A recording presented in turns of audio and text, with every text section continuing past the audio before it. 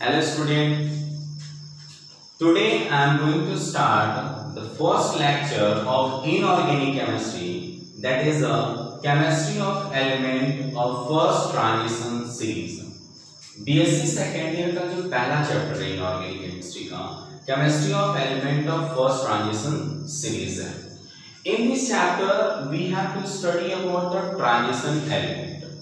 Transition elements के बारे में स्टडी करना है, इनकी फिजिकल एंड केमिकल प्रॉपर्टीज के बारे में स्टडी करना है, इसके कलर फॉर्मेशन के बारे में स्टडी करना है, कॉम्प्लेक्स फॉर्मेशन के बारे में, मैग्नेटिक प्रॉपर्टीज के बारे में स्टडी करना है. So before the study of all this term, firstly I would like to describe the term of d block elements. d block elements. ये d block element क्या होता है? क्योंकि हम जानते हैं कि पीरियोडिक टेबल में s block, p block, d block and f block elements होते हैं. d ब्लॉक एलिमेंट्स को हम लोग ट्रांजिशन एलिमेंट भी कहते हैं. d ब्लॉक एलिमेंट्स को हम क्या कहते हैं? ट्रांजिशन एलिमेंट भी कहते हैं. So before the study of the transition element, firstly I will describe the term of the d block element. What is d block element? Those elements whose last electron enters in n-1 d subcell, n-1 d subcell are called the d block element. ऐसे elements जिनका last electron किसमें enter करता है? n-1 d subshell में enter करते हैं, उसे हम क्या बोलते हैं? d ब्लॉक एलिमेंट्स कहते हैं. या फिर हम कह सकते हैं कि those elements which involve in the filling of the d orbitals. Those elements which involve in the filling of the d orbitals in the penultimate cell are called the d block elements. Next sense में हम समझ सकते हैं कि d block elements, those elements which lie between s block and p block, those elements which lie between s block and p block, that is called the d block elements. ऐसे elements जो s block और p block के बीच में लाई करते हैं, s block और p block के बीच में लाई करते हो, उन्हें हम क्या बोलते हैं? d ब्लॉक एलिमेंट्स कहते हैं.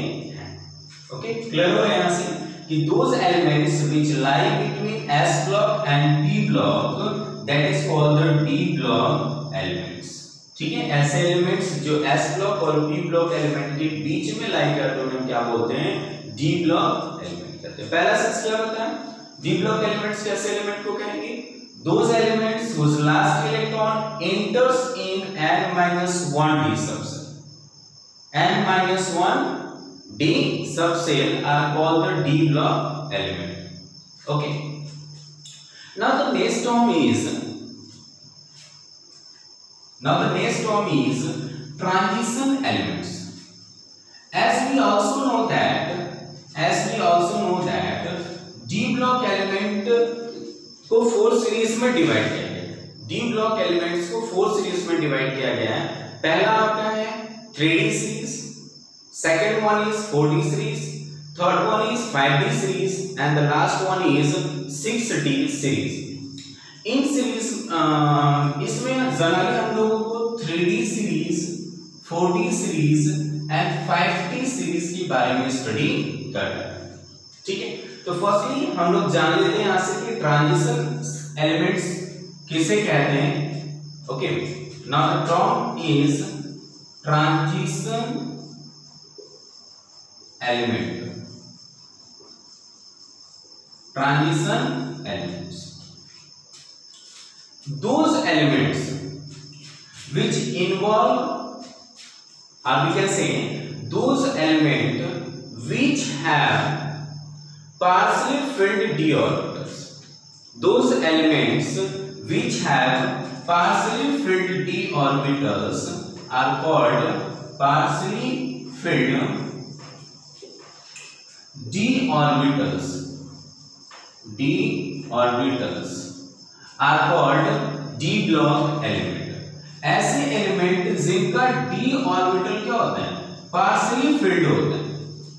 पार्शियली फिल्ड होने का मतलब क्या है कि डी में मैक्सिमम 1 to 9 इलेक्ट्रॉन हो सकते हैं। जो इनका डी सबसेट होगा उसमें मैक्सिमम 9 इलेक्ट्रॉन हो सकते हैं, यानी कि 1 से लेकर के 9 तक के इलेक्ट्रॉन इसमें फिल होते हैं। ऐसे एलिमेंट्स को हम क्या बोलते हैं, ट्रांजिशन एलिमेंट कहते हैं। क्या डिफाइन कर सकते हैं इन्हें, those elements which have partially D orbital in their elementary form are in their commonly occurring oxidation state are called the transition element।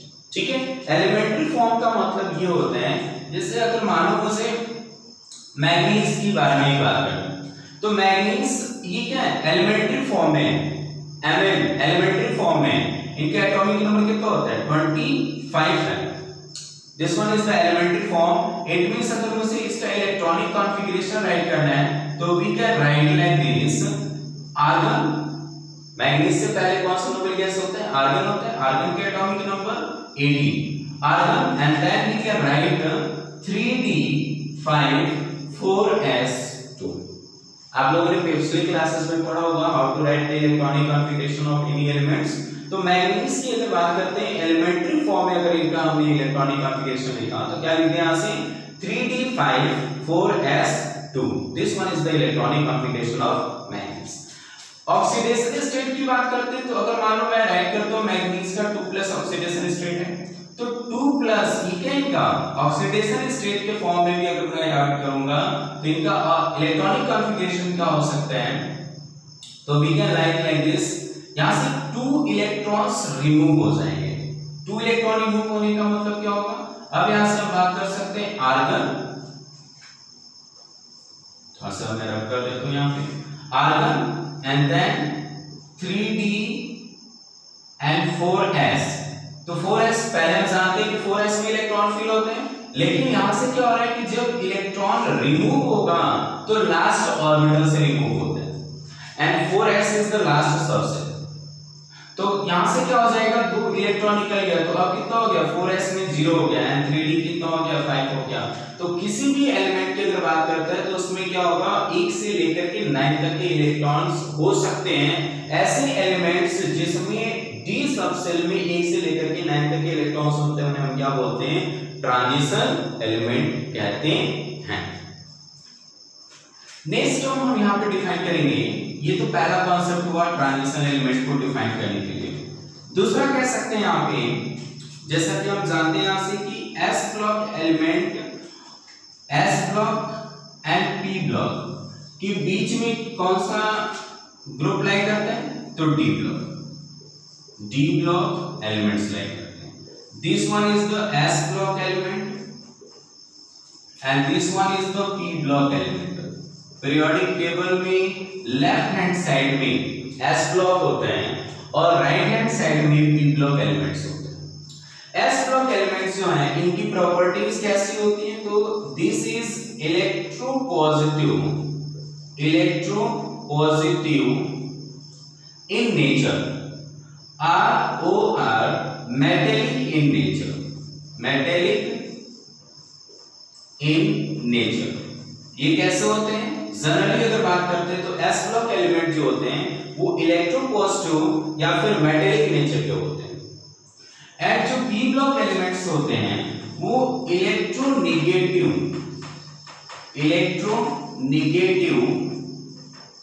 In nature, या फिर हम कह सकते हैं non metallic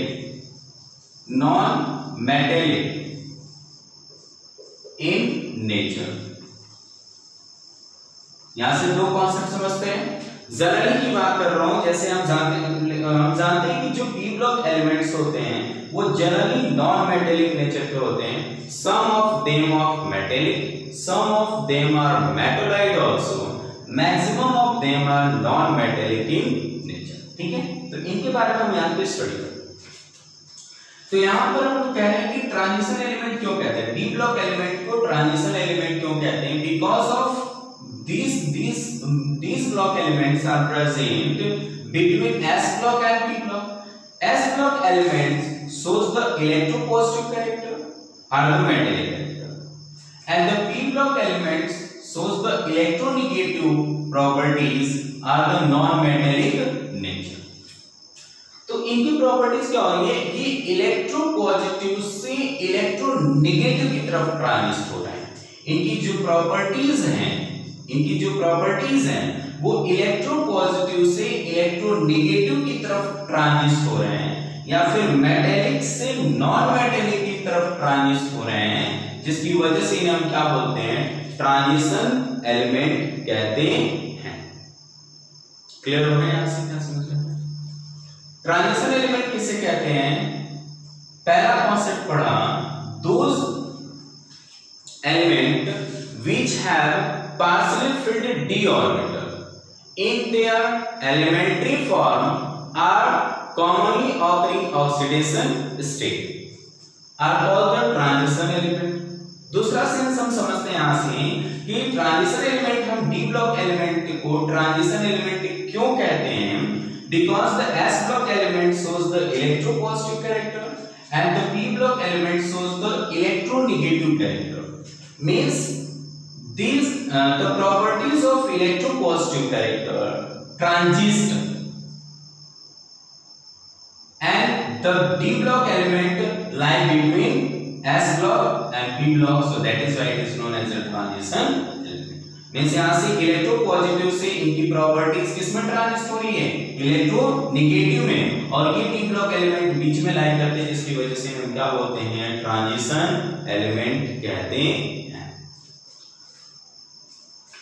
okay, general electronic configuration अगर हम बात करते हैं ट्रांजिशन एलिमेंट के लिए या फिर डी ब्लॉक एलिमेंट के लिए, तो आपने यहाँ पे स्टडी कराए हैं n-1 d 1 to 10, n-1 d 1 to 10 and s2, ये डी ब्लॉक एलिमेंट्स के लिए जनरल इलेक्ट्रॉनिक कॉन्फ़िगरेशन है। ट्रांजिशन एलिमेंट की बात कर देंगे तो 1 to 9 तक की बात करते हैं। क्लियर है यहां से? अब हम पढ़ेंगे यहां से अब ट्रांजिशन सीरीज के बारे में। तो चलिए अब देखते हैं हम आगे क्या है।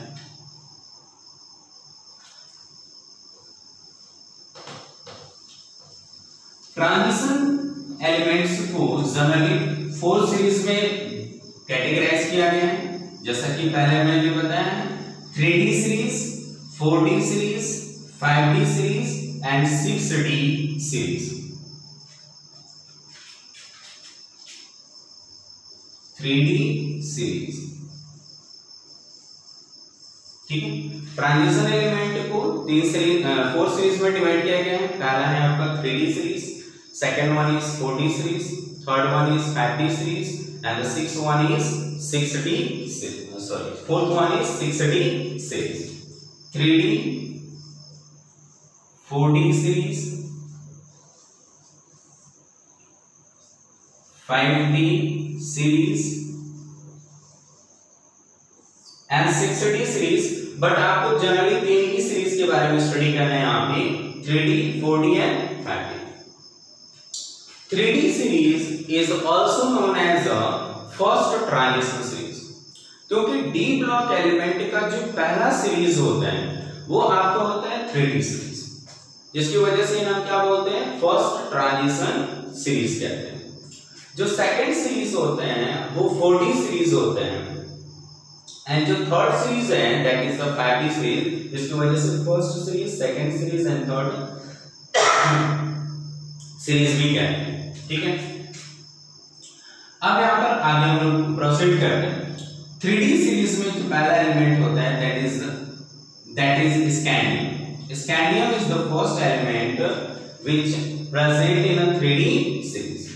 Scandium, titanium, vanadium, chromium, manganese, iron, cobalt, निकल, कॉपर एंड जिंक, ये एलिमेंट्स होते हैं। थोड़ा सा मैं इसे कब करता हूँ, अच्छे से राइट कर लेता हूँ इसे।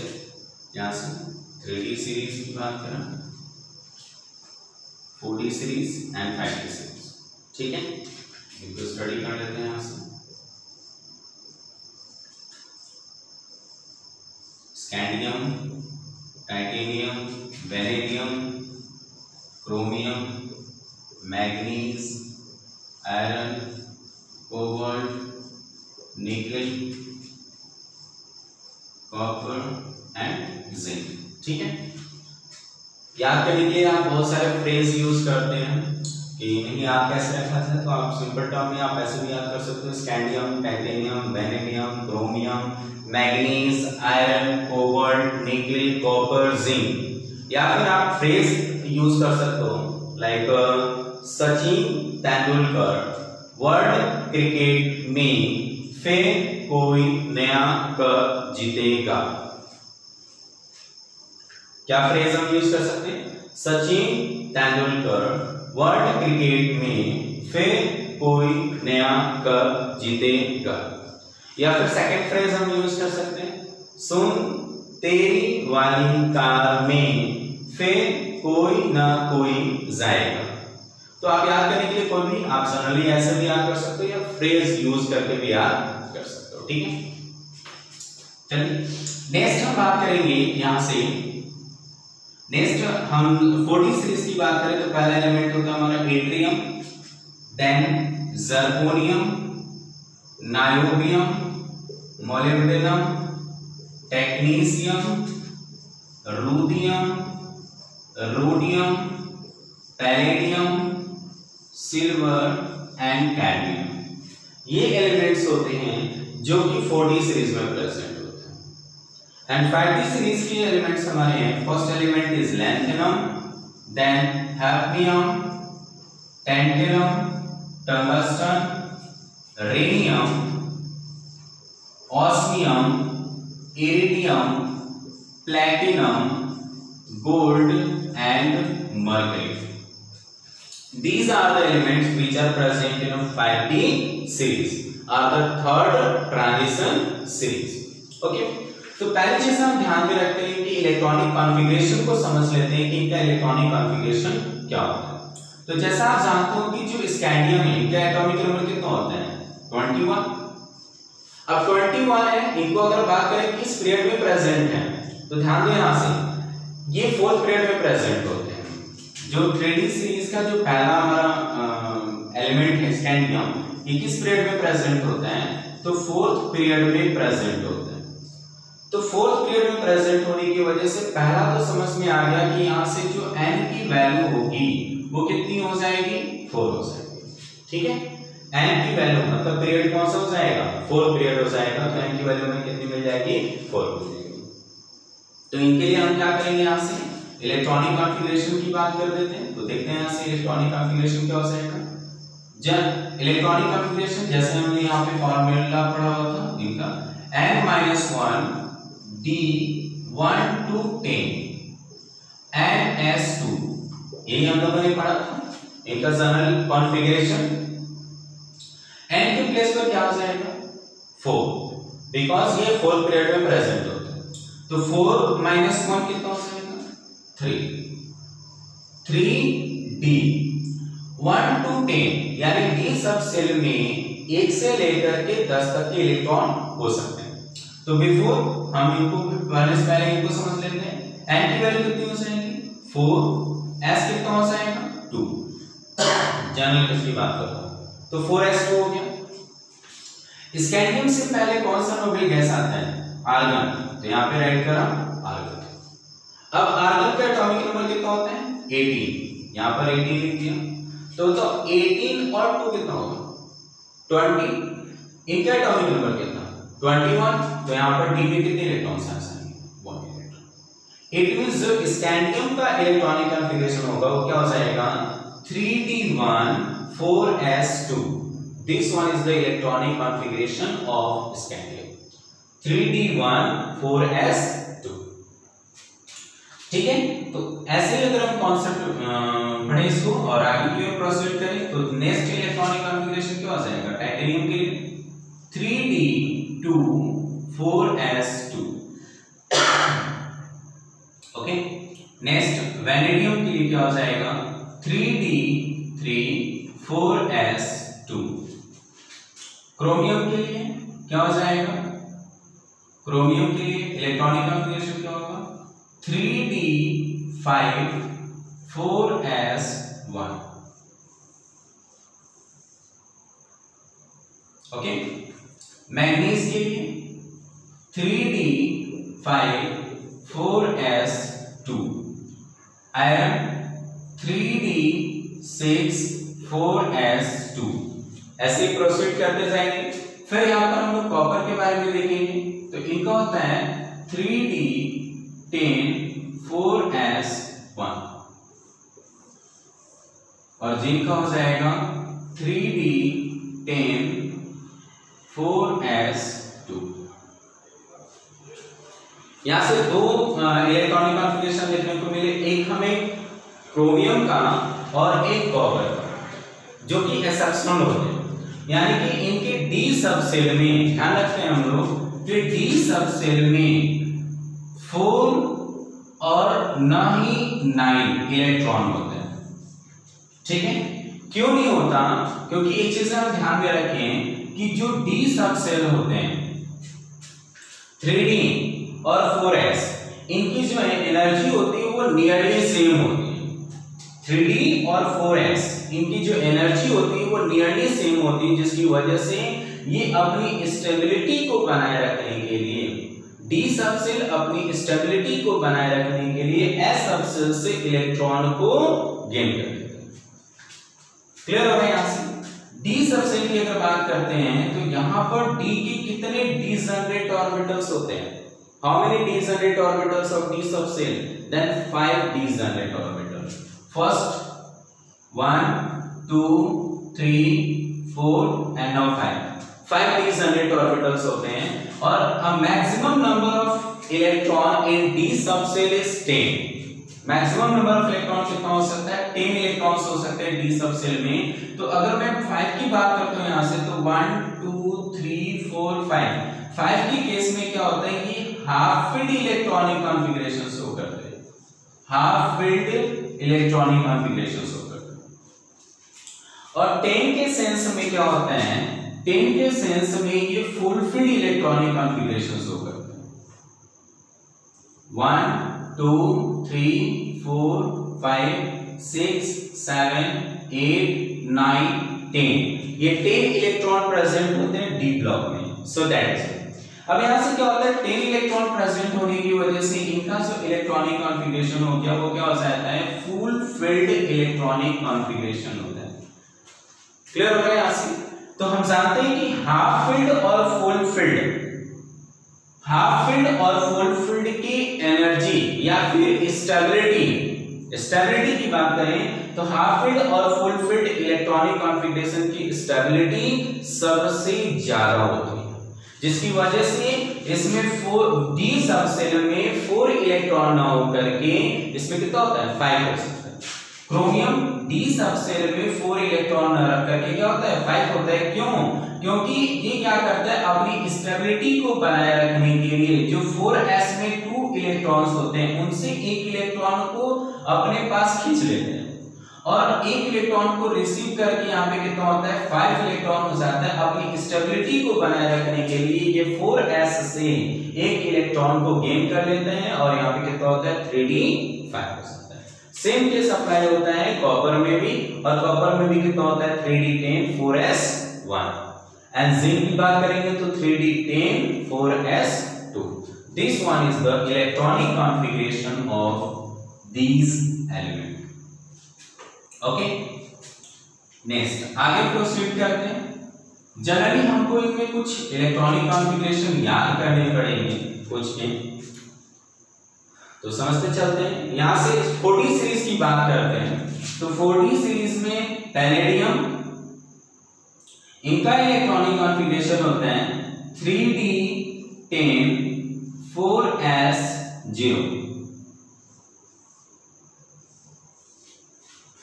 सिल्वर का क्या हो जाएगा? सिल्वर का देखते हैं यहां से electronic configuration 3d10 4s1।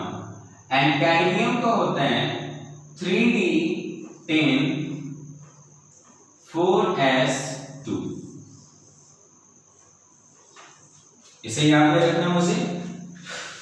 Palladium और सिल्वर, इनके इलेक्ट्रॉनिक कॉन्फ़िगरेशन क्या हो जाएंगे 3d10 4s0 पैलेडियम का, एंड सिल्वर का इलेक्ट्रॉनिक कॉन्फ़िगरेशन होता है 3d10 4s1। जितने भी डी ब्लॉक एलिमेंट्स होते हैं इनकी वेरिएबल ऑक्सीडेशन स्टेट होती है because of the variable electronic configuration. ये वेरिएबल इलेक्ट्रॉनिक कॉन्फ़िगरेशन शो करती है जिसकी वजह से इनकी ऑक्सीडेशन स्टेट भी क्या होती है, वेरिएबल होती है। नेक्स्ट अगर हम बात करते हैं यहां से प्लैटिनम की बात करें तो प्लैटिनम का इलेक्ट्रॉनिक कॉन्फ़िगरेशन होता है 3d9 4s1।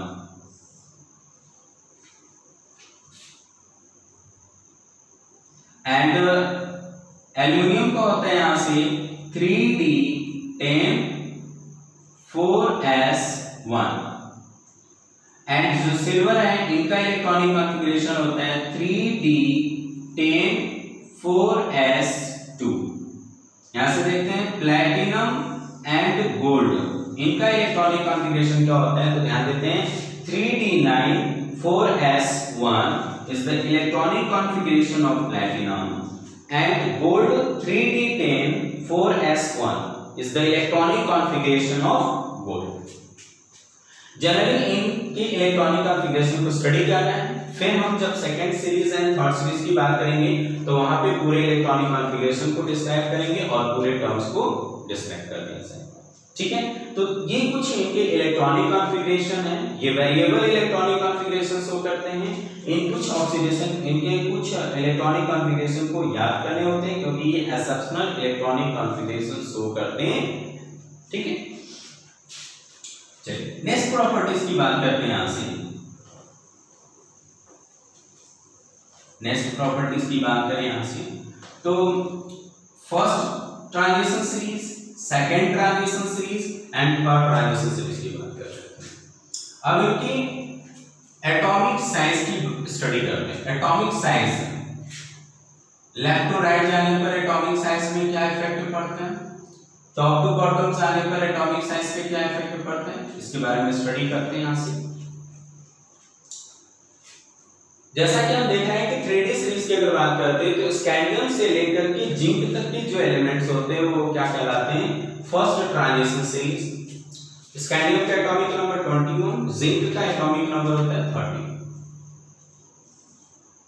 उसी तरीके से एट्रियम का एटॉमिक नंबर कितना हो जाएगा, तो देखो याद करने का सिंपल सा तरीका है 2 8 18 18 32 32।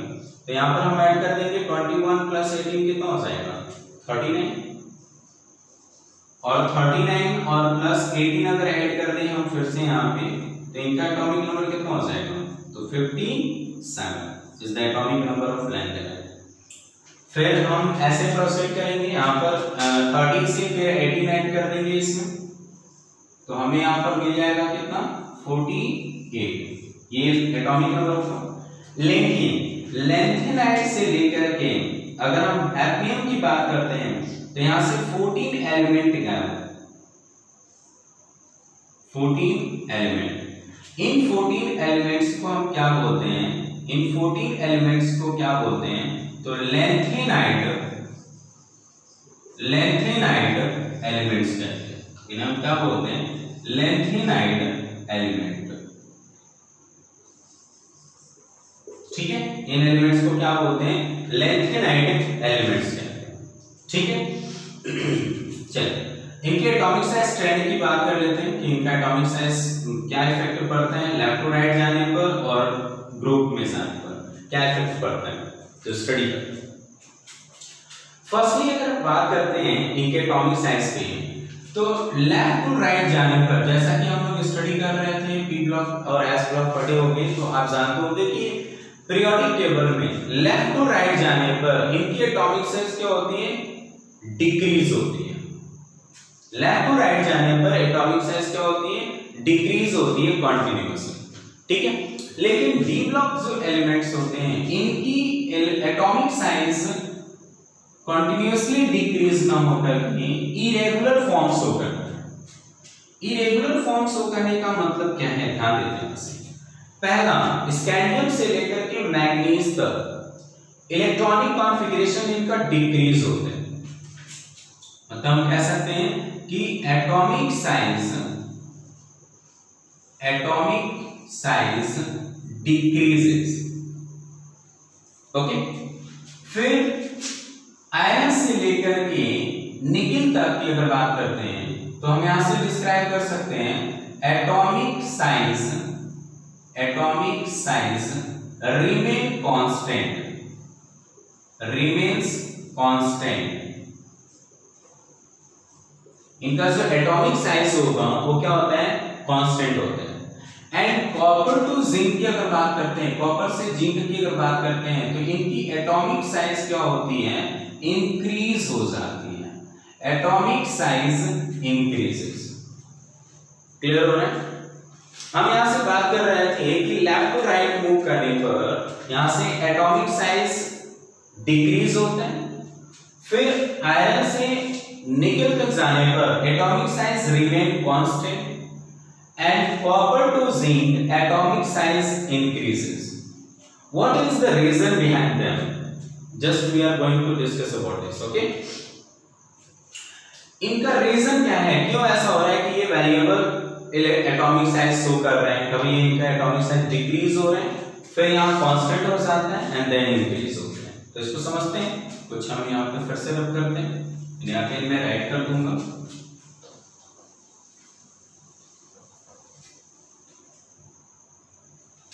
जैसा कि हम जानते हैं कि इसमें दो सीरीज हम पढ़ते हैं यहाँ पे, एक 3D सीरीज मतलब 3D सबसेल है and 4s orbital, 3D orbital and 4s orbital. यहाँ पर क्या है, न्यूक्लियस होता है, ये न्यूक्लियस होता है, आप जानते हो यहाँ से न्यूक्लियस, एंड ये आउटर मोस्ट सेल है हमारा, 4s क्या है हमारा, आउटर मोस्ट सेल है, ये इनर सेल है, 3D सेल है, इनर सेल है। पहले आप जानते हैं कि इलेक्ट्रॉन आउटर मोस्ट सेल में फिल होता है, फिर इनर सेल में फिल होना स्टार्ट होता है। ठीक है, अगर हम स्कैंडियम की बात करते हैं, स्कैंडियम एक्चुअली हमारा ये फर्स्ट एलिमेंट है, तो स्कैंडियम की बात कर लेते हैं। 3D1 और 4s2 ये हम इलेक्ट्रॉनिक कॉन्फ़िगरेशन जानते हैं कि this one is the electronic configuration of scandium. That 4s में कितना इलेक्ट्रॉन हो जाएगा, 2 इलेक्ट्रॉन, और d सब सेल में कितना होगा, 1 इलेक्ट्रॉन। तो इसके अकॉर्डिंग हमने यहाँ पे राइट करा। अब हम जानते हैं कि ये पॉजिटिव चार्ज न्यूक्लियस में कैसा चार्ज होता है, positive charge, and outermost shell में क्या होता है, इलेक्ट्रॉन्स होते हैं, और इलेक्ट्रॉन का चार्ज कैसा होता है, नेगेटिव होता है। इट मींस ये क्या शो करेंगे, अट्रैक्शन शो करना स्टार्ट करेंगे। ये न्यूक्लियस के साथ क्या शो करते हैं, अट्रैक्शन शो करना स्टार्ट करते हैं। यहाँ पे दो कॉन्सेप्ट पढ़ते हैं, एक हम लोग जेड इफेक्ट के बारे में स्टडी करेंगे और एक स्क्रीनिंग इफेक्ट के बारे में स्टडी करेंगे। स्क्रीनिंग इफेक्ट या फिर हम इसे बोलते हैं शिल्डिंग इफेक्ट भी कहते हैं। स्क्रीनिंग इफेक्ट या फिर इसे हम शिल्डिंग इफेक्ट भी कहते हैं। ठीक है, ये स्क्रीनिंग या फिर शिल्डिंग क्या होता है, ध्यान में रखिएगा। स्क्रीन करना, प्रोटेक्ट करना किसी भी चीज को, उसे हम स्क्रीनिंग इफेक्ट बोलते हैं। आपने स्क्रीनिंग इफेक्ट या जेड इफेक्ट के बारे में प्रीवियस क्लासेस में स्टडी करा होगा। ठीक है, हम इससे आगे बढ़ते हैं कि क्या होता है। स्क्रीनिंग इफेक्ट का मतलब होता है प्रोटेक्ट करना, किसी भी चीज को प्रिवेंट करना। तो देखते हैं यहां से, ये अगर हमारा स्क्रीनिंग इफेक्ट की तरह काम कर रहा है, इट मींस ये इलेक्ट्रॉन्स हैं, इन इलेक्ट्रॉन्स को न्यूक्लियस तक आने से प्रिवेंट करता है, मतलब ये इनके साथ अट्रैक्शन करने नहीं देगा। अब वो डिपेंड करता है कि इसका स्क्रीनिंग कितना पावरफुल है। यहां पर अगर देखें तो इनके पास एक इलेक्ट्रॉन है और यहां पर आउटर सेल में 2 इलेक्ट्रॉन है। इट मींस ये जो इलेक्ट्रॉन्स है ये इन दोनों के साथ रिपल्सन शो करता है। रिपल्सन शो करने की वजह से ये क्या करेगा, इनको बाहर की ओर फेंकेगा। लेकिन न्यूक्लियस का इफेक्टिव चार्ज, यहां पर जेड इफेक्ट की बात कर रहे हैं, इफेक्टिव चार्ज ज्यादा होने की वजह से ये इस इलेक्ट्रॉन को अपनी तरफ अट्रैक्ट करेंगे। तो अट्रैक्ट करने पर इनकी साइज क्या हो जाएगी, छोटी हो सकती है। क्लियर है? यहां से nucleus and outermost shell के बीच का अट्रैक्शन ज्यादा है, क्योंकि इस टाइम में इनका शेडिंग पावर क्या है, कम है, एक इलेक्ट्रॉन है। मान लो अगर हम बात करते हैं यहां से कि अगर इलेक्ट्रॉन को इंक्रीज करते हैं 1 2 3 4 5, अगर मान लेते हैं यहां से 1 से लेकर के 5 तक की बात कर रहे हैं, मैग्नीज तक की बात कर रहे हैं। अगर मान लो यहाँ से हमने इलेक्ट्रॉन को फिल करा डी सब सेल में, तो नंबर ऑफ प्रोटॉन्स भी इंक्रीज होगा, यहाँ पे पॉजिटिव कैरेक्टर भी इंक्रीज होगा। तो पॉजिटिव कैरेक्टर इनका जेड इफेक्टिव ज्यादा है, यहाँ पर न्यूक्लियस का चार्ज ज्यादा है, तो न्यूक्लियस चार्ज ज्यादा होने की वजह से ये आउटर मोस्ट सेल्स के इलेक्ट्रॉन के साथ अट्रैक्शन ज्यादा शो करते हैं। अब ये जेड इफेक्टिव ज्यादा होने की वजह से, इफेक्टिव न्यूक्लियर चार्ज ज्यादा होने की वजह से ये आउटर मोस्ट सेल के इलेक्ट्रॉन के साथ ज्यादा अट्रैक्शन शो करते हैं और इनका जो स्क्रीनिंग होता है वो पुअर होता है, जिसकी वजह से इनका अट्रैक्शन ज्यादा हुआ और इनकी एटॉमिक साइज क्या हो जाती है, छोटी होती है। क्लियर हो गया यहाँ से? तो हम यहाँ पे डिफाइन कर सकते हैं कि atomic size decreases because of the Z effective is greater than screening effect. Screening effect. Clear है यहाँ से? Z effective is better than screening effect. यहाँ पर इनका जो Z effective होता है वो screening effect से बहुत ज्यादा होता है। Clear है यहाँ से? It means Z effective is dominant over screening effect, so that is why the atomic size decreases. Next हम बात करते हैं यहाँ से atomic size remain constant। अब आगे जाने पर atomic size क्या हो रही है, constant हो जा रही है। तो ध्यान देते हैं यहाँ से कि मान लो ये इलेक्ट्रॉन हमने और भरे, क्योंकि आयरन से हम मूव कर रहे हैं, आयरन कोबाल्ट निकेल की तरफ मूव कर रहे हैं, तो इसमें इलेक्ट्रॉन और भर दिया यहाँ से, तो D5 था तो 6 7 8 हो गया। अब यहां से ये जितना ज्यादा अट्रैक्शन शो कर रहे थे इनके साथ, उतना ही अब ये क्या हो जाएगा, रिपल्सन भी शो करना स्टार्ट कर दिया। इट मींस ये जो इलेक्ट्रॉन्स हैं ये आउटर मोस्ट इलेक्ट्रॉन के साथ क्या करेंगे, रिपल्सन शो करेंगे। तो इनका रिपल्सन, ये जो है ये इनर सेल में जो इलेक्ट्रॉन्स हैं इनका रिपल्सन आउटर मोस्ट इलेक्ट्रॉन के साथ इसके अट्रैक्शन के, न्यूक्लियस के आउटर मोस्ट सेल के साथ अट्रैक्शन के इक्वल हो जाता है। फिर से समझिएगा यहाँ से 3D सबसेल की बात कर रहा हूं यहाँ पे। 3D सबसेल में अब नंबर ऑफ इलेक्ट्रॉन ज्यादा हो गए तो इनका रिपल्सन आउटर मोस्ट सेल के साथ क्या हो जाएगा, ज्यादा होगा। Z इफेक्टिव भी ज्यादा होने की वजह से इनका अट्रैक्शन जो है न्यूक्लियस का आउटर मोस्ट सेल के साथ, आउटर मोस्ट सेल के इलेक्ट्रॉन के साथ अट्रैक्शन इनके रिपल्सन के इक्वल हो जाता है। जैसे हम लोग टग वार खेलते हैं, आप टग वार खेलते होंगे, तो टग वार में क्या होता है, उधर से 5 बंदे हो गए और इस साइड में 5 हो गए, तो 5 बंदे उस साइड में और 5 बंदे इस साइड में, दोनों सेम फोर्स अप्लाई कर रहे हैं। बताओ किस साइड में बंदा गिरेगा, किधर नहीं गिरेगा, क्योंकि उधर का भी फोर्स और इस साइड का भी फोर्स दोनों क्या हो गया, इक्वल हो गया। सेम कॉन्सेप्ट यहां पर आ रहा है कि screening constant, screening effect is equal to the Z effect, so that is why the atomic size remain constant. Clear हो रहा है? यहां से हम कह सकते हैं कि Z effective is equal to screening effect, is equal to screening effect, so that is why the atomic size remain constant. Clear है यहाँ से? The atomic size remains constant. Okay. अब यहाँ पे तो हो गया कि चलो यहाँ पे इनका रिपल्सन, इसका अट्रैक्शन दोनों क्या हो गया, इक्वल हो गया, तो ना तो साइज इंक्रीज होगी और ना ही साइज डिक्रीज होगी। ध्यान रखेंगे एग्जैक्टली कांस्टेंट नहीं होगा, ऑलमोस्ट कांस्टेंट होगा। क्लियर है? यहाँ से एग्जैक्टली कांस्टेंट नहीं है, ऑलमोस्ट कांस्टेंट है। क्लियर? नेक्स्ट अब क्या हो जाता है, यहाँ पे डी सब सेल में नंबर ऑफ इलेक्ट्रॉन ज्यादा हो गया। अब डी सब सेल में पूरा कंप्लीटली फिल्ड हो गया और हम जानते हैं कंप्लीटली फिल्ड की एनर्जी क्या होती है, कंप्लीटली फिल्ड ऑर्बिटल्स की स्टेबिलिटी क्या होती है, ज्यादा होती है। ठीक है, स्टेबिलिटी क्या होती है, ज्यादा होती है। अब यहां से ये इलेक्ट्रॉन क्या करेंगे, ये भी आ गए इलेक्ट्रॉन जो कि बैलेंस था, अब ये इलेक्ट्रॉन के बीच का रिपल्सन क्या हो गया, ज्यादा हो गया।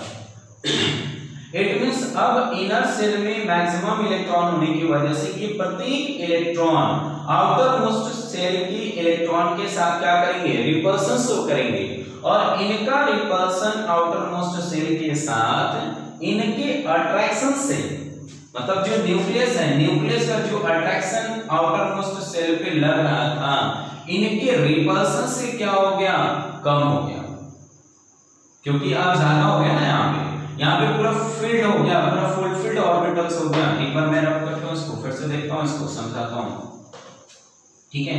यहाँ से हम समझते हैं फिर से, ये 3D था और ये क्या हमारा 4s है, ये 3D हो गया, ये 4s है। 4s में 2 इलेक्ट्रॉन, 3D में 1 2 3 4 5 6 7 8 9 एंड नाउ 10 इलेक्ट्रॉन्स हो गए हैं, मतलब पूरा का पूरा फिल हो गया है। अब यहाँ से क्या होगा कि ये जो है इलेक्ट्रॉन, इनके साथ अब रिपल्सन होकर प्रत्येक इलेक्ट्रॉन एक दूसरे के साथ, मतलब 3D वाले इलेक्ट्रॉन्स 4s वाले इलेक्ट्रॉन के साथ क्या कर रहे हैं, रिपल्सन होकर, और इनका अट्रैक्शन क्या होगा, ज्यादा होगा, नहीं होगा।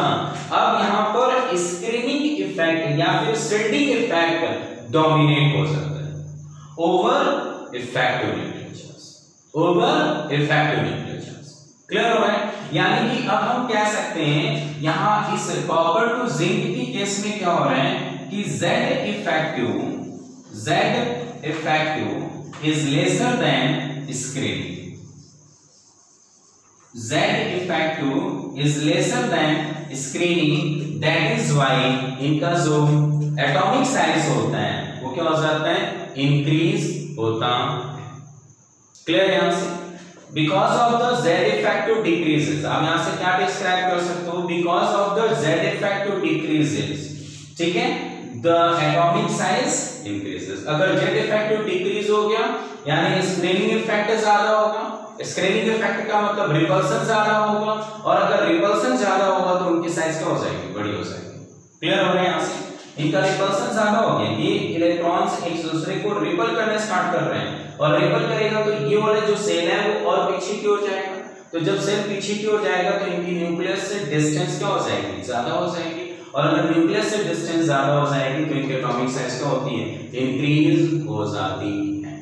तो यहाँ पर सिंपल सा कॉन्सेप्ट है, हम कह सकते हैं कि बिकॉज ऑफ द, ध्यान से समझते हैं फिर से कि इनिशियली Z इफेक्टिव ज्यादा है किससे, स्क्रीनिंग इफेक्ट से, तो इनका एटॉमिक साइज क्या होता है, डिक्रीज होगा। फिर atomic size remains almost remains constant because of the Z effective is equal to the screening effect, and in last the Z effective is lesser than screening effect, that is why the atomic size increases। ठीक है, तो इनको describe करने के लिए हम कह सकते हैं in a transition series on moving from left to right, the atomic size decreases initially because of the Z effective, is greater than screening effect due to the less number of electron present in d orbitals. Okay, so that is why the atomic size decreases. At the middle of the series, atomic size almost remains constant because the Z effective is equal to the screening effect, because the Z effective is equal to the screening effect, and at the end of the transition series,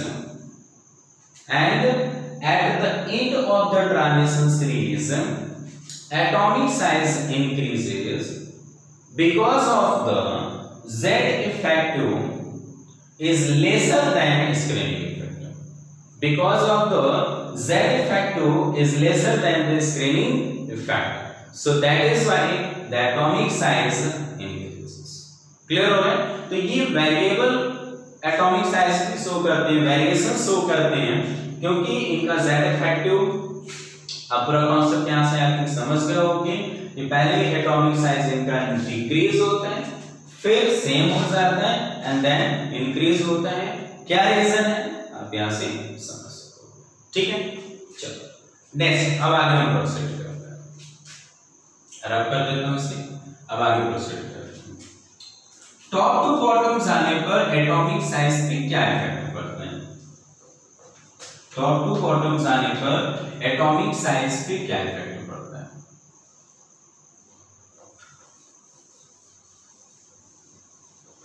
समझते हैं यहां से, तो पहला term समझते हैं, yttrium, zirconium, niobium, molybdenum, technetium, ruthenium, rhodium, palladium, silver and cadmium.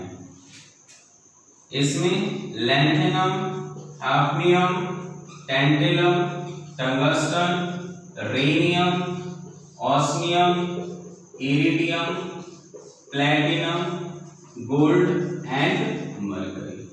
ठीक है, यहां से समझते हैं। टॉप टू बॉटम जाने पर एटॉमिक साइज पे क्या इफेक्ट पड़ता है? टॉप टू बॉटम जाने पर एटॉमिक साइज पे क्या इफेक्ट पड़ता है? तो ध्यान देते हैं, टॉप टू बॉटम जाने पर इनकी जो एटॉमिक साइज होती है वो इंक्रीज होती है। टॉप टू बॉटम जाने पर एटॉमिक साइज इंक्रीज होती है। डी 3D से 4D सीरीज में जब जाते हैं हम लोग, 3D सीरीज से 4D सीरीज में जाते हैं टॉप टू बॉटम, तो एटॉमिक साइज क्या होती है? इंक्रीज होती है। ठीक है, कहीं पर भी अगर हम 3D सीरीज में जाते हैं टॉप टू बॉटम, तो एटॉमिक साइज इंक्रीज होती है, क्योंकि हम जानते हैं कि नंबर ऑफ सेल इंक्रीज होते हैं। क्योंकि नंबर ऑफ सेल क्या होते हैं? इंक्रीज होते हैं। यहाँ पे 3D सेल था, यहाँ पे कौन सा सेल हो गया? 4D सेल हो गया, एक सेल इंक्रीज हो गया। तो because of the number of shell increases the atomic size increases.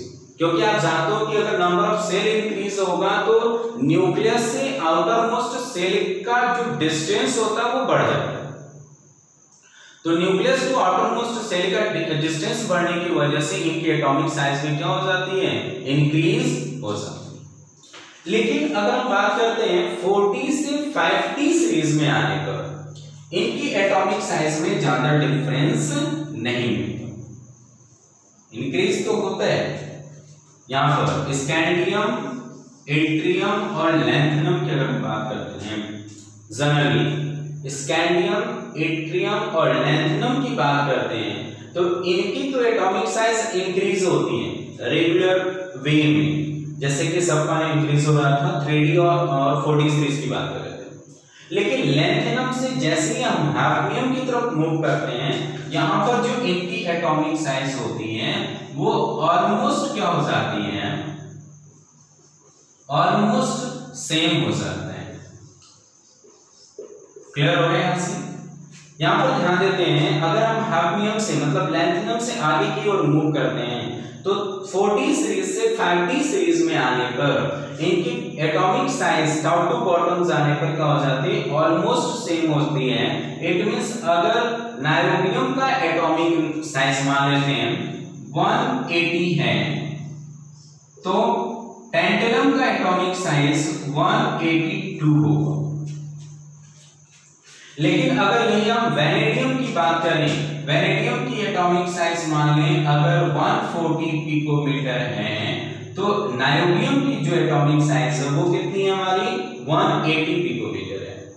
यानी 140 से 180 की ओर, मतलब इसमें जो हमें डिफरेंस देखने को मिल रहा है वो कितना है? तो 40 का डिफरेंस मिल रहा है, 40 का डिफरेंस मिल रहा है। लेकिन यहां पर अगर हम 180 से 182 की बात करें तो केवल 2 का डिफरेंस मिल रहा है, यानी कि ज्यादा डिफरेंस नहीं है। टॉप टू बॉटम जाने पर एटॉमिक साइज इंक्रीज होनी चाहिए थी, लेकिन यहां पर क्या हो रहा है? ऑलमोस्ट सेम है। क्या रीजन है? ध्यान दो, या एग्जैक्टली लेंथेनाइड कंट्रैक्शन होता है। यहां पर लेंथेनाइड सीरीज की बात करते हैं, तो जब हम लेफ्ट टू राइट मूव करते हैं तो यहां पर हम जानते हैं कि लैंथेनम से हाफनियम के बीच के जो 14 एलिमेंट्स होते हैं वो F सबसेल में चले जाते हैं, और इन्हें हम क्या बोलते हैं? लैंथेनाइड एलिमेंट कहते हैं। एलिमेंट्स कहते हैं। ठीक है, जो हमारे 14 एलिमेंट हैं, जो 14 एलिमेंट्स हैं जो कि एफ सबसेल में एंटर कर जाते हैं from atomic size. Atomic number कितना, लैंथेनाइड का एटॉमिक नंबर कितना होता है 57 होते हैं, और हैफनियम का एटॉमिक नंबर कितना होता है तो 72 होते हैं। तो 57 से लेकर के 72 तक के जो 58 से लेकर के 72 तक के जो एलिमेंट होते हैं, सॉरी 58 से लेकर के 72 तक के जो एलिमेंट्स होते हैं,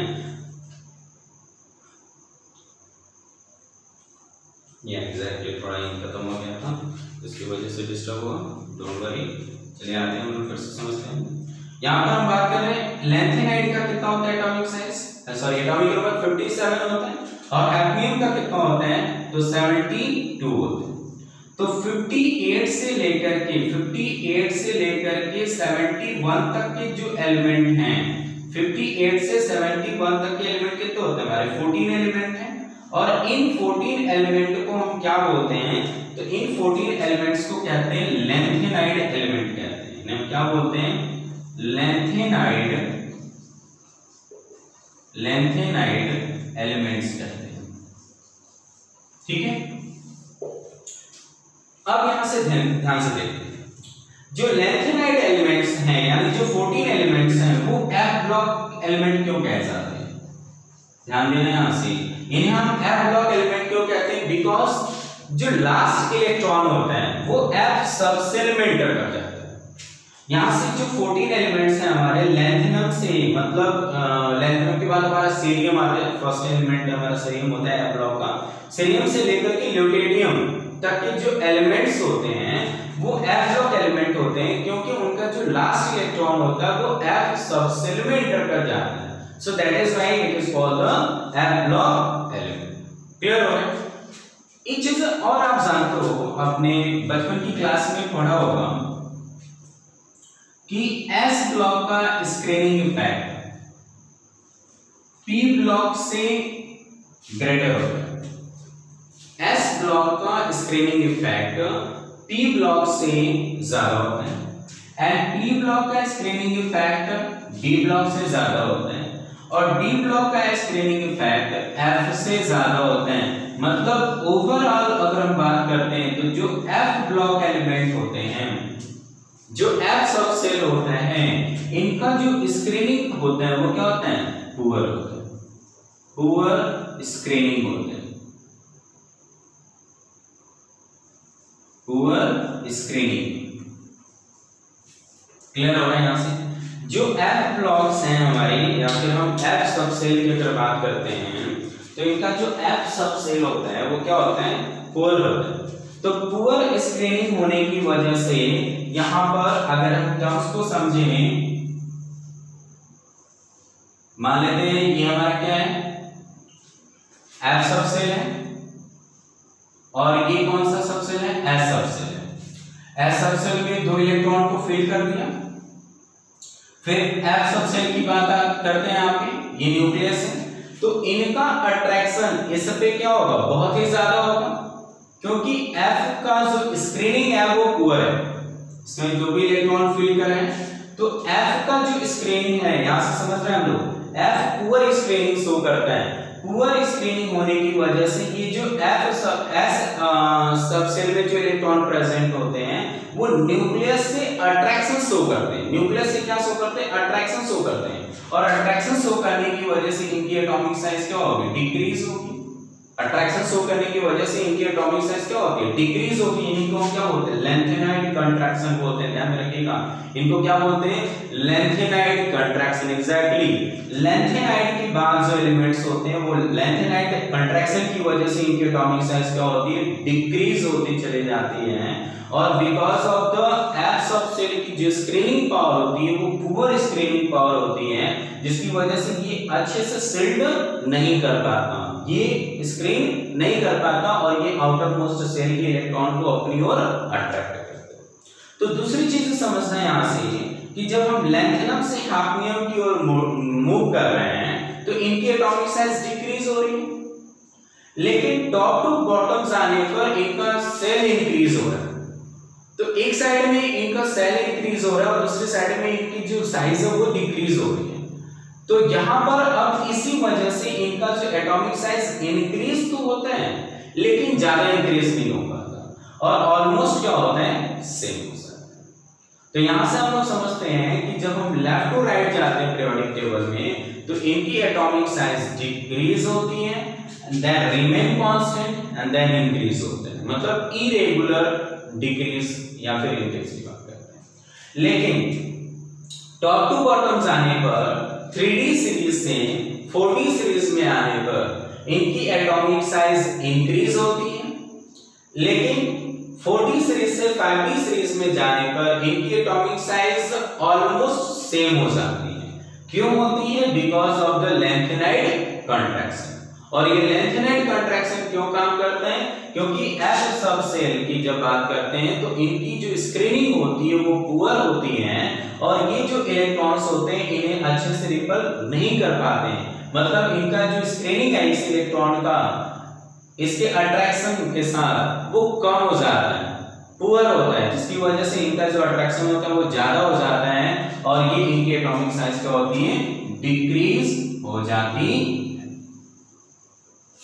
ये पूरा कॉन्सेप्ट था यहाँ पर एटॉमिक साइज का क्या रोल है, यहाँ पे हम लोगों ने समझा कि ये पूरा कॉन्सेप्ट है एटॉमिक साइज का। एक चीज और ध्यान में रखिएगा, कॉपर, सिल्वर और गोल्ड, कॉपर, सिल्वर और गोल्ड इन्हें हम क्वाइनेज मेटल भी कहते हैं।